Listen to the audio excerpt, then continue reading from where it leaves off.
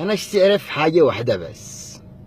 الآن الأحزاب والجماعات والقطيعين والقطيعات أنتم إيش تدوروا ذا الحين؟ إيش تدوروا؟ إيش باقي باليمن عشان تتضاربوا عليه وتتحاربوا عليه؟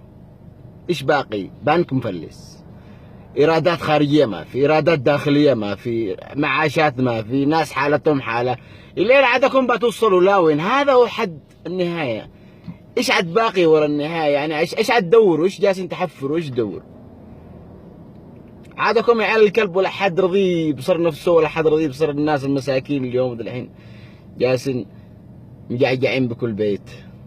وانتم عارفين الشعب اليمني نزيه، الشعب اليمني لا يمكن انه يمد يده، لذلك بيموتوا داخل البيوت والله ما حد دري عنهم.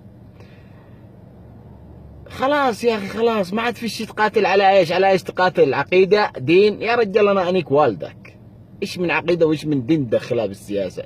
والله ما انت داري عن الدين والعقيده باي حاجه، قسما بالله ما انت داري. يمكن ما انتش داري كان الايمان كم منه. فلا خلاص يا جماعه، خلاص الوضع صار مأساوي مأساوي صراحه، يعني مأساوي جدا.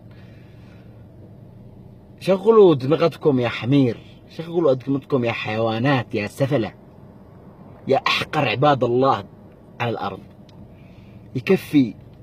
يكفي، ما عاد فيش حاجه تقاتلوا لاجله، ما عاد فيش. لا تقول ليش لاجل الدين واجل الشريعه، والله انك كذاب، والله ما تقاتل لي علشان هذه البياس، انك لا تبيع امك وتبيع اهلاتك عشان البياس.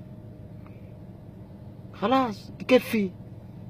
انت يا حوثي رجع لك بلادك، عادك معزز مكرم قبل لا يهينوا امك، وانت يا اصلاحي شل قطيعك ورجع لك مكانك، وكل واحد يرجع له مكانه. فكوا من الصجادي والداويه الكذابه، وكلها بيع وشراء وكلها من تحت لا تحت. جالسين تلعبوا لكم على السعوديه المسكينه، لكن أمركم بدأ ينكشف، سواء حزب مسعده ولا سواء الثانيين، وكل واحد بياخذ حقه. والله ان الشعب ما يسامح فرد منكم، الشعب قدوم مل منكم يا عيال الكلب.